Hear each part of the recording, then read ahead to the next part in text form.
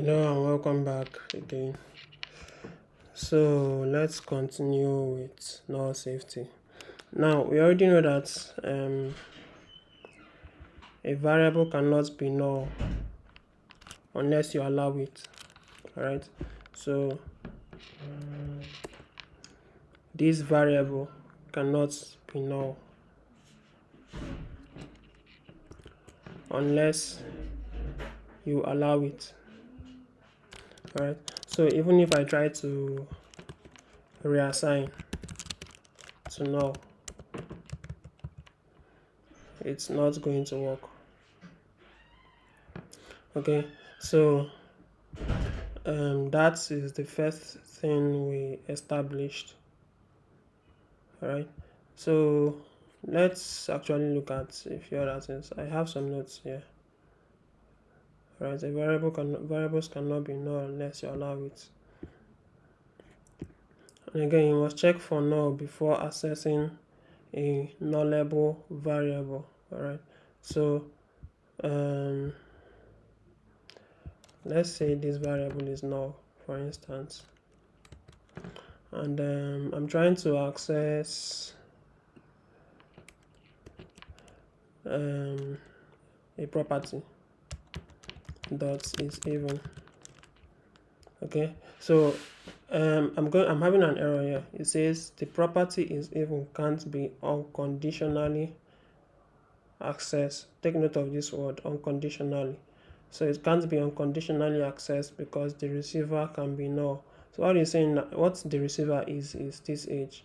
Alright, so it's saying that this cannot be accessed unconditionally because this can be null. In other words, what if this is null? What if this is null? Age is null. Alright, there's no way we can access even. We cannot check if null is even or not. Right, so this property cannot be carried out. This operation cannot be carried out on a null value. So what do we do now? We simply say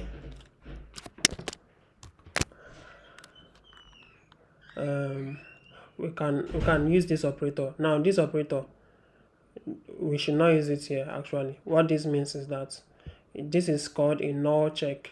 All right,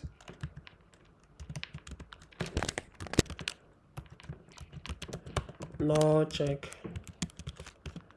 It simply means that we are saying that age is not null. Alright, this is actually a promise, even though it's a false promise because okay, right now it's not null, right? But in this scenario it is null, or if we just do not initialize it to any value, it is null, right?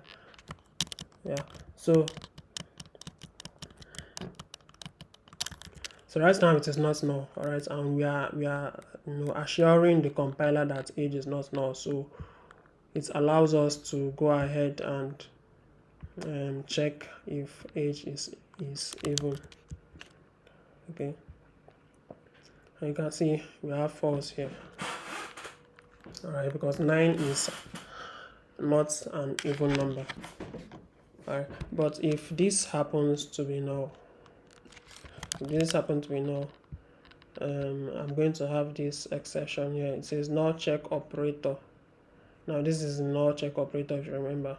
All right, it says null check operator used on a null value.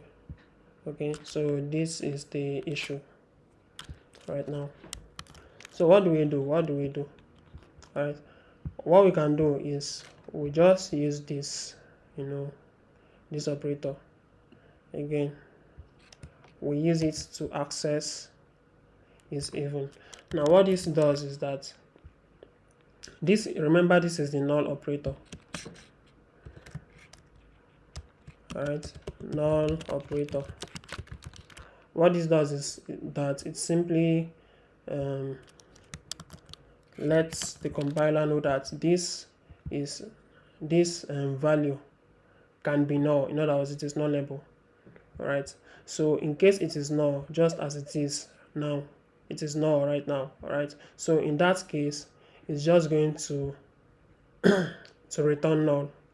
instead of true or false, right? But if we had reassigned it to a number, we are going to get false. I don't know if you get it. All right, so these two operators,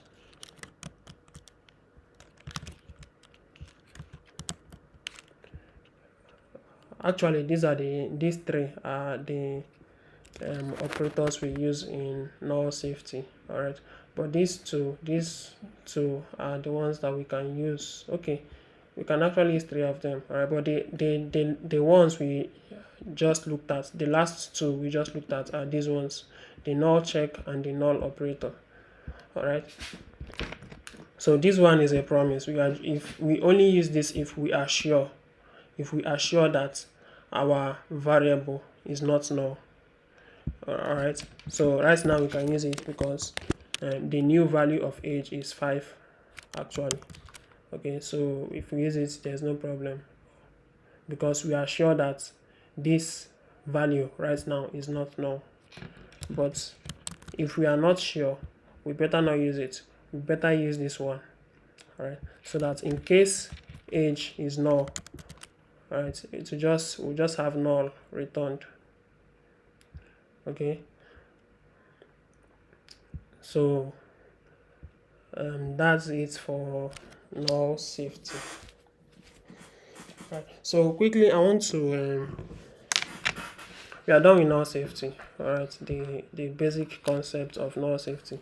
So I want to go into something else known as conditional statements. All right, conditional statements. So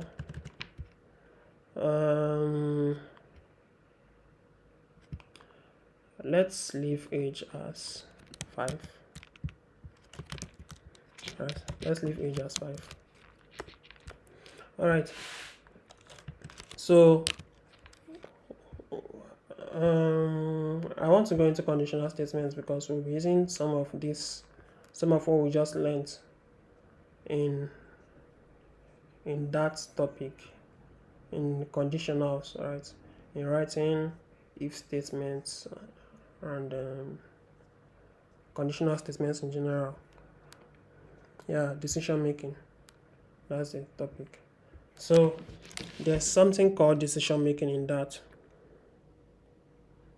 All right, and the decisions are going to be made, basically the decisions are going to be made based on conditions. All right, it's going to be made based on conditions, and conditions actually look like this. All right, they are values that default to true or false, value that return or default to true or false. All right, so let that be in a new section. All right, let me end this lesson so we can dive straight into that.